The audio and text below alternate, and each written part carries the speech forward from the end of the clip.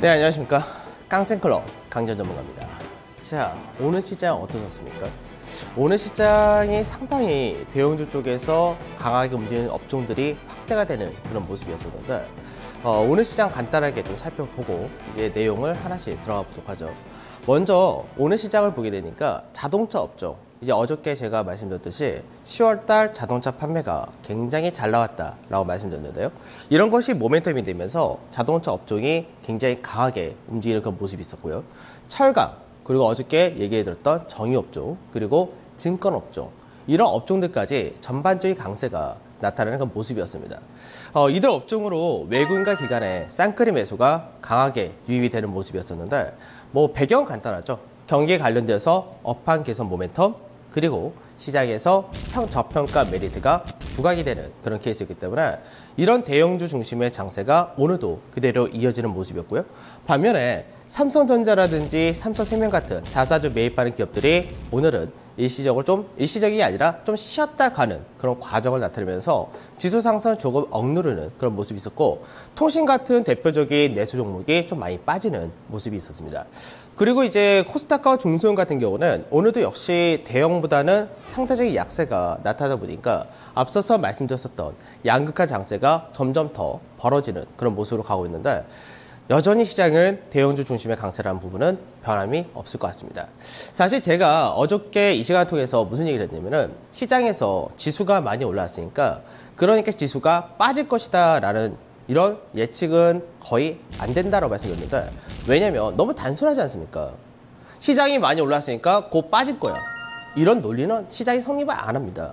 시장을 볼 때는 항상 기준과 명확하게 어떤 근거를 가지고 얘기를 해야지, 단순히 올랐으니까 빠질 거야 라고 얘기하는 거는 안 맞는다는 거죠. 그런데 제가 여기에 대해서 말씀드렸던 부분이 뭐였냐면, 해외 증시라든지 미국의 증시라든지 그 밸류적인 부분, 그리고 외국인의 수급적인 부분 다 똑같이 말씀드렸죠. 그리고 어저께 제가 오늘이나 내일쯤에 한번 지수가 강하게 오히려 올라갈 가능성이 높다, 급등 가능성이 높다, 이런 얘기를 해드렸던 것도 시장에서 파생 포지션이나 이런 쪽에서 개인 투자자들이 전부 다 시장이 다 왔다라고 얘기를 하니까 어떻게 합니까? 전부 다 아래쪽 하방 포지션을 취하게 되는 거죠. 근데 오히려 하방 포지션 취한 게 어떻게 됩니까? 강하게 올라가는 케이스가 되는 거죠. 그래서 시장을 여러분들이 정확하게 안 보시면은 시장이 다 왔다, 하락할 것이다, 여기에 베팅을 들어가시게 되는 겁니다. 자, 근데 우선 제가 근거를 삼아뒀던 부분에서 미 증시가 어저께 급등이 나왔는데요. 그 부분을 먼저 살펴보고 가도록 하겠습니다. 먼저 이제 S&P 500 지수를 보면서 가도록 하겠는데, 제가 지난주 금요일 날 미국의 S&P 500 지수를 가지고 설명을 해드리면서 뭐라고 말씀드렸냐면, 현재 S&P 500 지수가 시장에서 크게 빠지고 나서 올라갔지만 올라갔다 오고 나서 바로 빠진다라고 얘기하는 거는 말도 안 된다. 행보하거나 추가적인 강세를 띌 수 있다고 말씀드렸는데, 자, 차트를 보도록 하죠. S&P 500 지수 차트를 먼저 보고 그 다음에 강세 업종을 보도록 하겠습니다. 자, 오늘 약간 딜레이가 있어요. 자, 다시 하나씩 좀 있다가 보도록 하고, 제가 왜 S&P 500을 갖고 말씀드렸냐면, 앞전에는 제가 뭐라 말씀드렸냐면 나스닥이 강세 중심으로 뛰었기 때문에 나스닥을 중심으로 봤던 거고요. 그리고 이제는 시장에서 FOMC의 결과가 나오면서 가치주가 좀 더 많은 S&P 500 지수가 더 중요하기 때문에 S&P 500 지수를 가지고 시장을 보자라고 말씀을 드렸던 겁니다. 자, S&P 500 지수 볼게요. 자, 앞서 시장에서 주가가 상당히 크게 급락이 떨어지고 나서 반등, 다시 급락, 그리고 V자 반등이 나왔다 이거죠.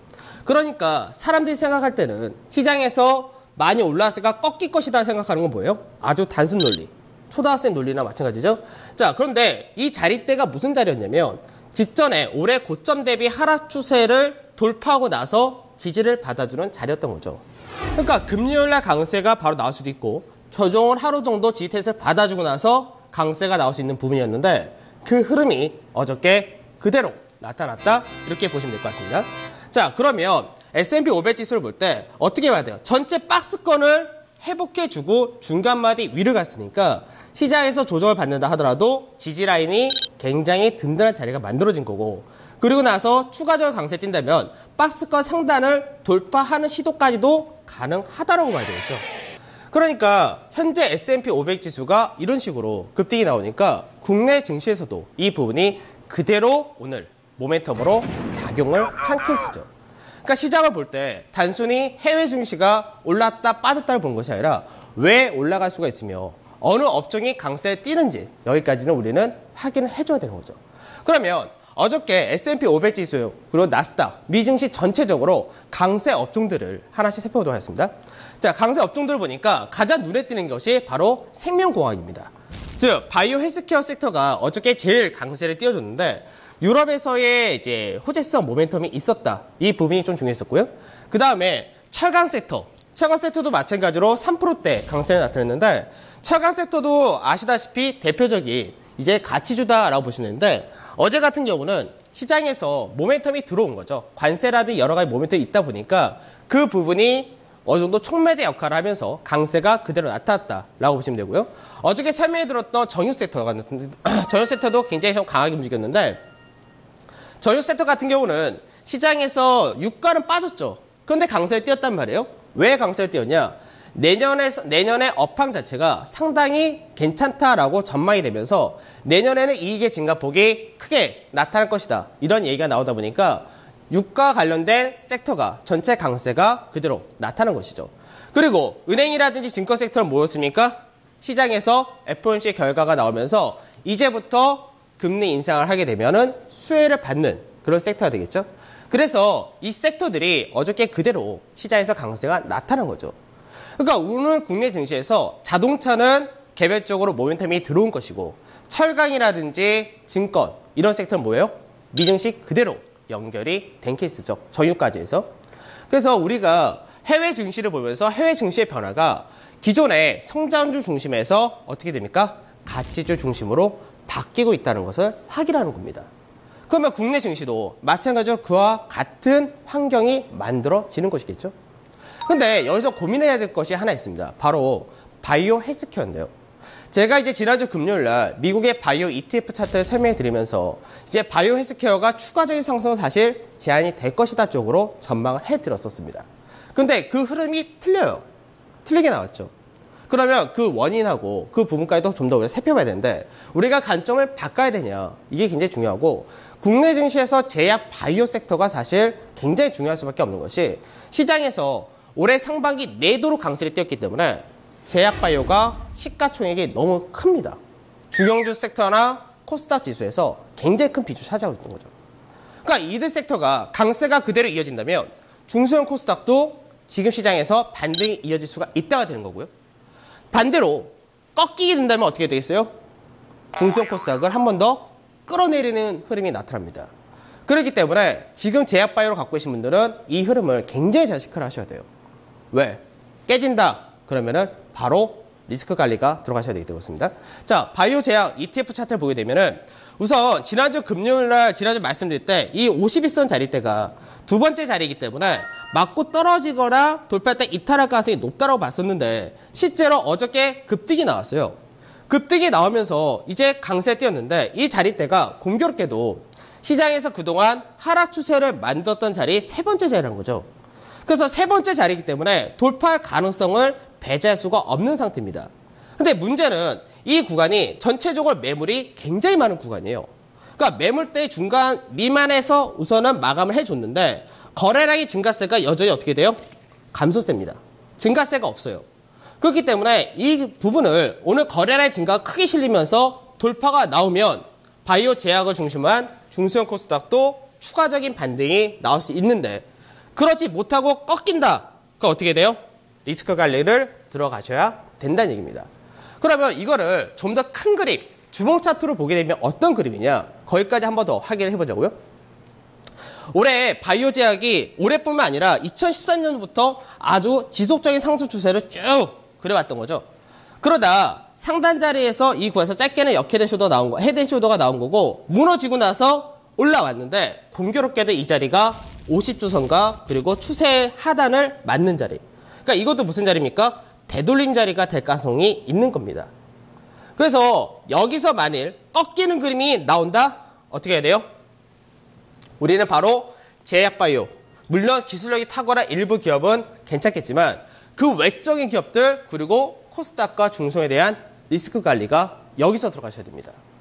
그래서 여러분들 이거를 굉장히 잘 세밀하게 관찰을 하셔야 되는 거고, 사실 저는 돌파 나오기가 굉장히 어렵다고 보는 이유가 뭐냐면, 앞전에는 미 증시 자체가 이런 제약바이오라든지 인터넷이라든지 첨단 기술주들, 주로 성장주 중심으로 강세를 띄었단 말이에요.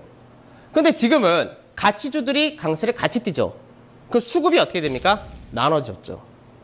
한쪽만 강세 띄는 것이 아니라 수급이 나눠졌기 때문에 같이 강세 띄기가 힘들어질 겁니다. 결국 가치주와 성장주 주 중에 한쪽은 꺾일 가능성이 높다는 거. 그게 오늘 미증시에서 체크하실 가장 중요한 사항이다 라고 보셔야 되는 겁니다. 자, 그 다음에 저는 시장에서 이 시간을 통해서 계속 말씀드릴 때 뭐라고 말씀드리냐면, 정확한 어떤 기준이 있어야 되고 근거가 있어야 된다, 이런 얘기를 해드려요.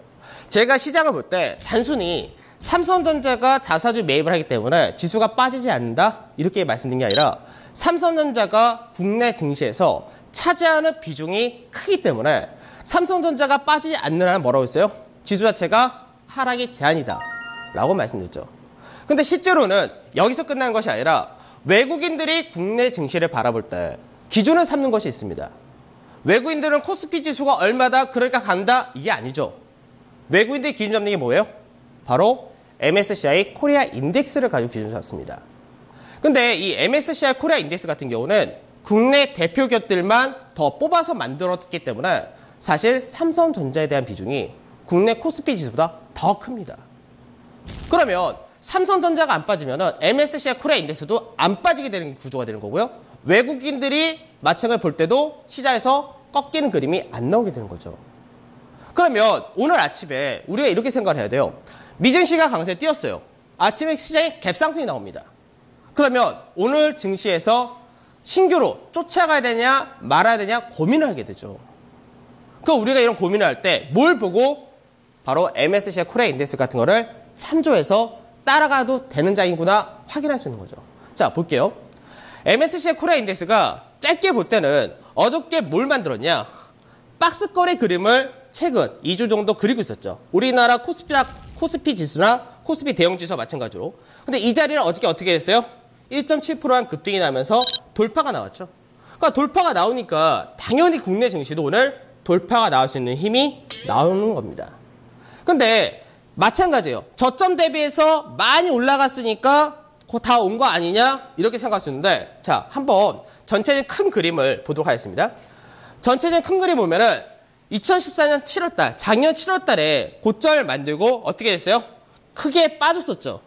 그러고 나서 반등 하나가 나왔던 이 흐름이 있던 동안 총 거래일수로 볼 때 110거래, 74거래, 총 186거래일의 거래량이 있었는데, 거래 일수가 있었는데, 지금 현재는 급락, 반등까지 다 해서 135거래이죠. 이렇게 본다면은 앞전에도 빠졌던 거래일수는 비슷하고 상승일수는 아직까지 부족하기 때문에 추가적인 강세와 그 추세 마디의 저항을 받는 자리까지가 한 59 정도가 되기 때문에 여전히 상승폭 마디가 충분히 남아있다라고 얘기를 한 겁니다.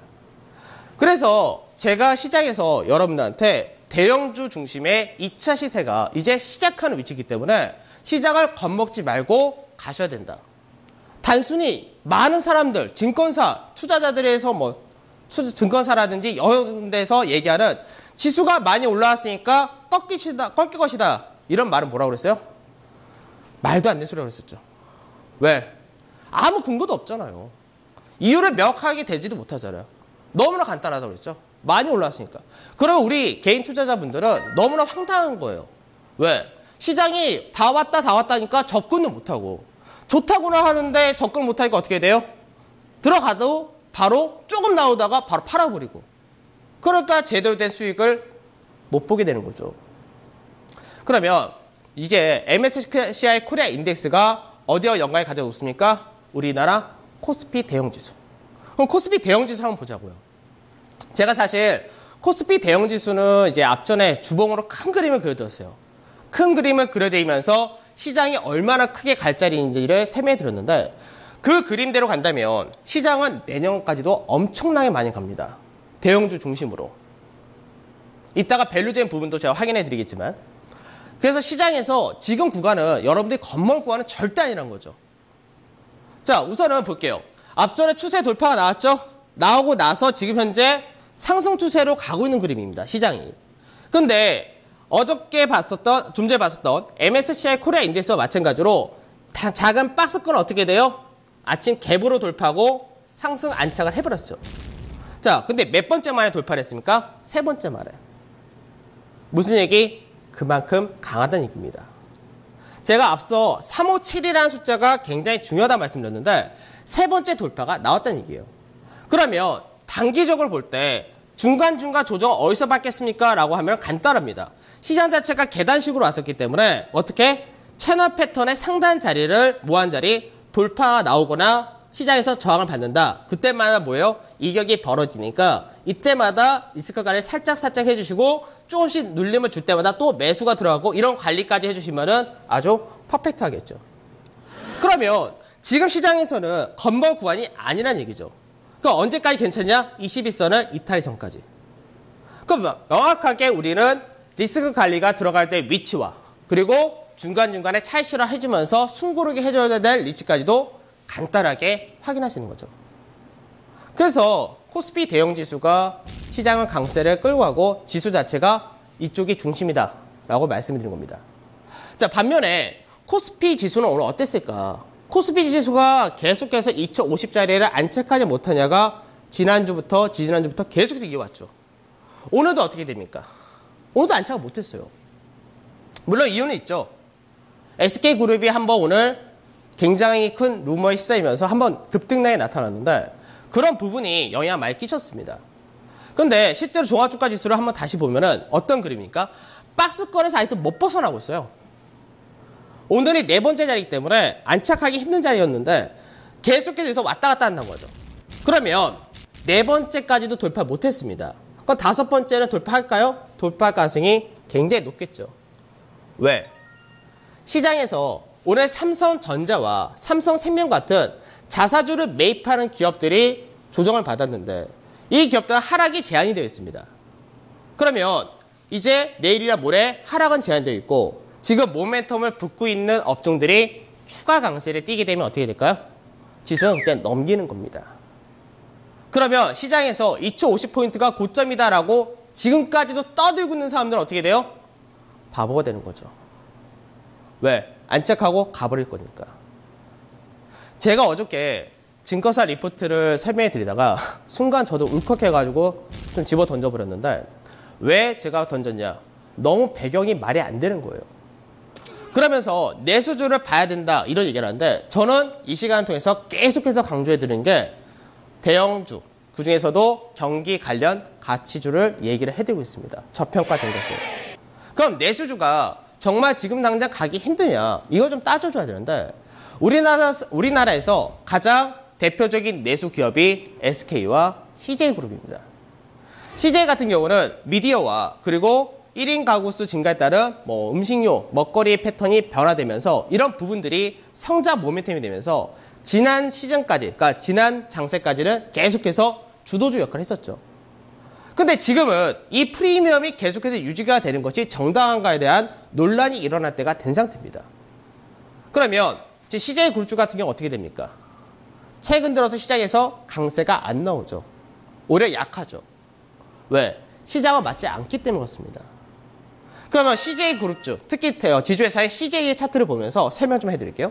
자, 주봉 차트를 먼저 보면서 제가 설명해 드릴 텐데 CJ를 보게 되면 화면이 이게 아니죠. CJ는 간단하게 볼 때 뭐예요?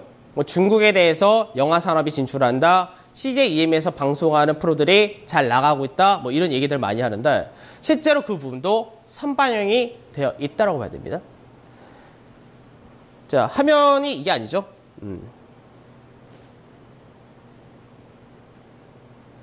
자, 오늘 시장이 약간 지금 이제 약간 생방이다 보니까 잘 안 봤는데 간단하게 그냥 주봉 차트 맞는 자료는 아닌데 이걸 보면서 그냥 설명해 드릴게요. 자, 주봉 차트를 보게 되면은 지금 현재 시장에서 그동안 지속적인 강세가 이어왔었죠.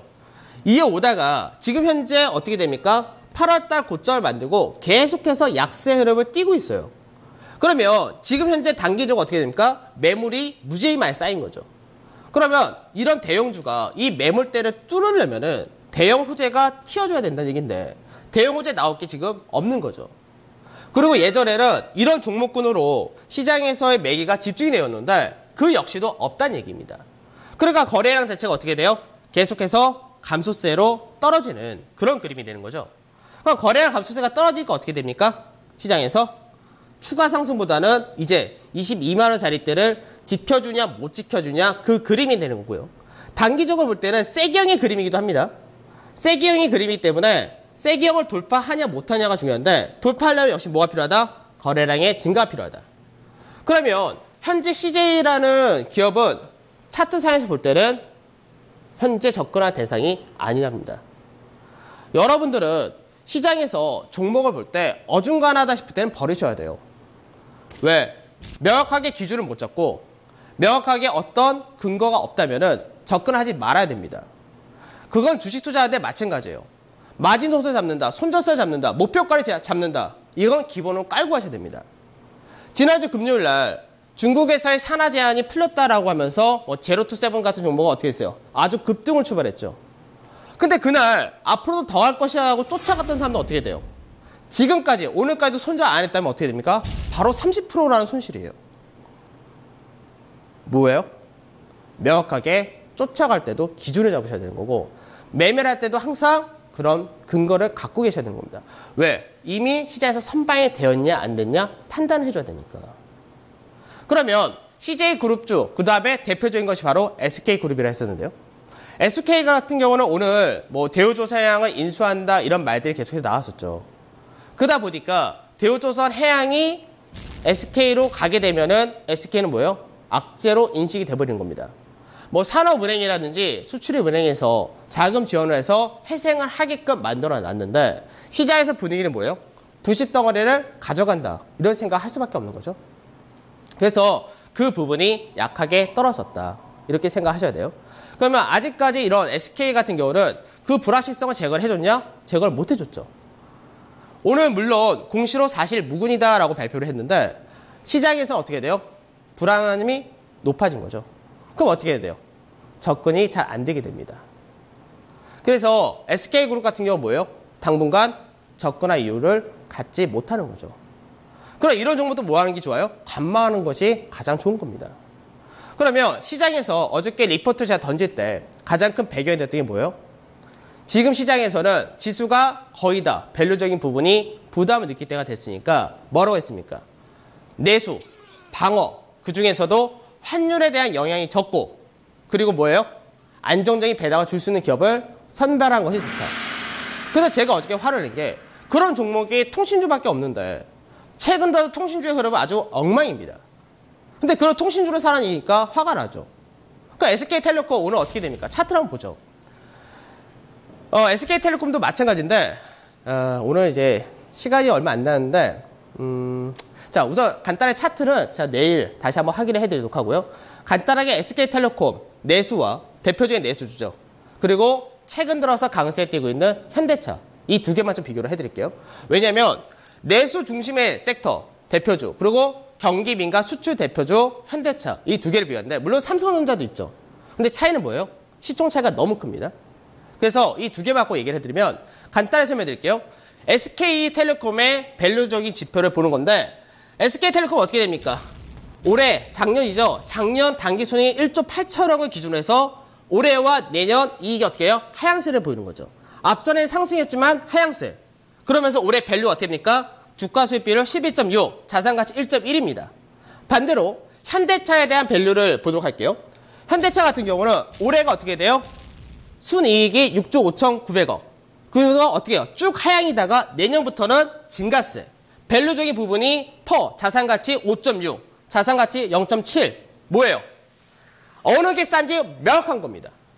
그러니까 지금 시장은 뭐예요? 내수를 공략한 시장이 아니라 경기민간 수출을 공략한 시장이고 이걸 누가 그렇게 매입합니까? 외국인을 보면은 그대로 나오죠. 명확한 거예요. 이 시간에 제가 분석을 해드린 게 새로운 방식이 아니라 기본적으로 정확하게 보는 분석 방식입니다. 그래서 앞으로도 계속 해드릴 텐데 오늘 시간이 너무 부족해가지고 내일 못했던 부분 마저 해드리고요. 그리고 제가 업종을 좀 더 봐드리기 위한 거 마저 내일 또 해드리도록 하겠습니다. 깡센클럽 강지현 전문가였습니다. 감사합니다.